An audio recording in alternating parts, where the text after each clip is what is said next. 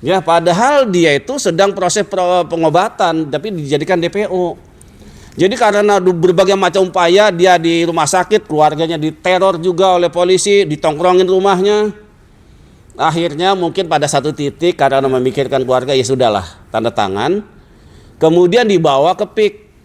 Di PIK itu, ya Kang Masidin, luar biasa. Di luar PIK itu banyak anggota-anggota polisian. Jagain untuk memastikan Haji Fuad itu tanda tangan di dalam. Allah. Bawa sertifikatnya, kalau tidak salah ya, itu untuk luas sekitar 90 hektar. Ya, terima kasih Kang Edi. Jadi memang tadi kita ada diskusi lah dengan beberapa korban perampasan tanah ya oleh PIK 2. Ada beberapa orang yang sudah kita hadirkan. Tentu ada Charlie Chandra, ya saya kira sudah tahulah kasusnya. Udah masyhur lah ya. Tapi ada yang menarik dari apa yang disampaikan oleh Pak Charlie, bahwa ada juga perkara lain yang sebetulnya sudah lama kita dengar, Bang. Dulu ada kasus padi-padi. Saya mengamati betul di media, dan memang kita tidak terlibat langsung karena setahu saya itu sudah ada kuasa hukumnya. Itu lokasinya di Paku Haji.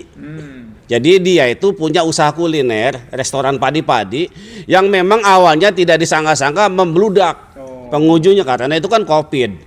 Orang butuh hiburan, tempat terbuka, di bawah pohon, melihat sawah hamparan. Jadi modalnya ya hanya gerak tiker. Tapi menarik sekali. Nah, ternyata itu lokasi di situ katanya itu masuk plotting untuk proyek pembebasan lahan PIK 2. Makanya disitulah mulai kan ada pendekatan awalnya dari camat, dari beberapa ormas gitu ya, untuk supaya tanah ini jual. Ormas juga ya? Ormas juga ada. Ya, tapi kan mereka nggak mau jual karena ini kita baru mulai usaha. Tapi dengan berbagai macam cara, bahkan kita kan tadi diperlihatkan ada dibuat pelang ya. Dibuat itu supaya orang nggak bisa datang, ditutup. Nah, yang menariknya adalah jadi ada video seberekaman malam-malam jam 2 itu ada orang yang tidak dikenal mencabut itu. Mencabut pagar itu ya. Dan dari pihak yang pengelola tahunya itu orang lain, bahwa baguslah udah dicabut, artinya kita bisa buka usaha lagi. Ternyata itu dijadikan dasar bahwa yang punya tanah, yang mengelola itu dianggap yang mencabut itu pagar-pagar besi itu, yang kemudian dilaporkanlah ke Polres dan dia ditahan di tahanan kan gitu ya. Jadi memang ujungnya adalah ini ahli Hanafi pengen ngambil tanah itu dengan harga semurah-murahnya. Jadi saya tahu betul itu kasusnya. Jadi alhamdulillah sekarang sudah mulai berani, walaupun mungkin tidak muncul ya, tidak muncul secara fisiknya, tapi tidak apa-apa, paling tidak dia sudah sampaikan bahwa ada banyak kasus perampasan lahan dengan model-model yang sama.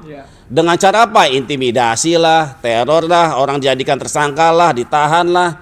Sama kayak kasus Haji Fuad Effendi. Ini mirip nih polanya nih. Pak Haji Fuad nggak mau jual tanahnya 200 hektar. Tapi itu versi polisi, Bang. Jadi di surat yang disodorkan itu sudah ada kata 200 hektar. Haji Fuad bingung, kok polisi tahu ini? Bahkan di titik-titik desa mana segala macam polisi tahu. Lo kok bisa tahu? Bisa jadi dia kong-kali-kong dengan BPN. Gitu loh. Kenapa nggak mau jual tanahnya? Karena kalau dijual warga yang lain pasti akan kejual.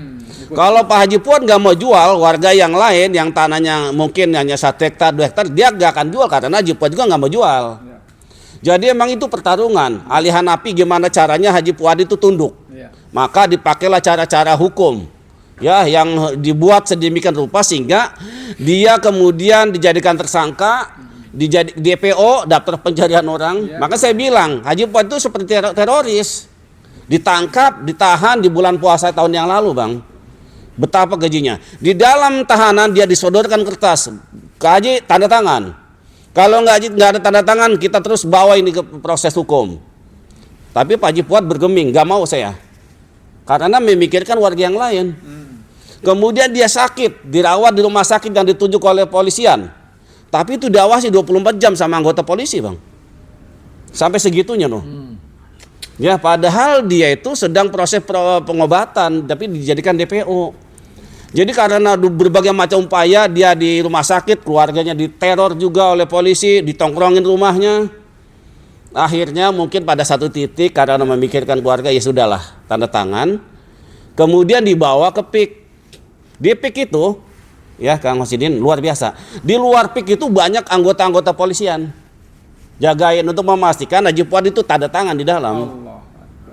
Bawa sertifikatnya, kalau tidak salah ya, itu untuk luas sekitar 90 hektar. 92 tadi. 92 hektar. Saya tanya Pak Haji, bukti penyerahan sertifikatnya ada nggak? Nggak ada. Nggak ada. Pak Haji tanda tangan nggak? Saya tanda tangan. Dapat nggak salinannya? Enggak dapat. Terus Pak Haji tanda tangan nggak? Ada, saya dapat nggak ini surat perjanjian pelepasan. Dapat nggak? Nggak dapat saya. Terus si yang pihak kedua tanda tangan nggak? Nggak tahu saya, orangnya nggak ada. Jadi Pak Haji itu menyerahkan sertifikat, ya, yang luas 92 hektar itu nggak ada suratnya, nggak ada tanda terimanya.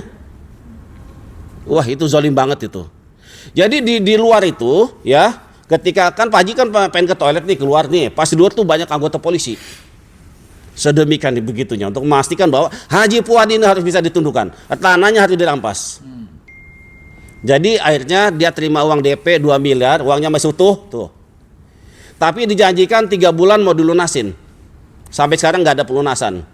Jadi buat saya ini bukan pembebasan lahan, perampokan lahan. Udah jelas. Gila nggak? Haji Fuad itu kan tokoh. Dulu polisi, perwira polisi dulu banyak minta bantuan ke beliau. Kapolres datang. Banyak, Kapolda semua, datang. orang Mabes datang. Kalau ada kericuhan di kampung, ada kerusuhan apa, dia yang suruh meredam. Polisi kalau pengen dia minta jabatan, minta tolong ke Haji Fuad. Tapi dengan kasus begini nggak ada yang nolong. Maka saya bilang dia seperti apa ya, habis manis sepah dibuang. Itu. Jadi insya Allah kami LBH PP Muhammadiyah akan dampingi beliau. Kalau kemudian nanti Pak Haji Fuad dikriminalisasikan, kita akan ada bersama-sama. Sama-sama. Ya, kalau perlu kita kepung Polresnya. Ya, Dan saya tahu oknum polisi itu. Ya, namanya AKP Yan Hendra.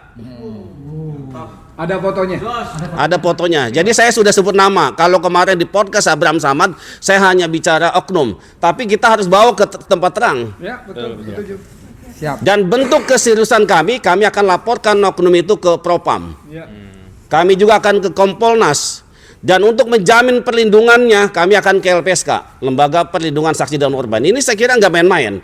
LBH PP Muhammadiyah menjadi taruhan untuk persoalan serius ini. Saya kira itu dulu, Kang Edi. Allahu Akbar. Masya Allah. Memang kalau kita dengar tadi, ini baru cerita kedua versi pendengar.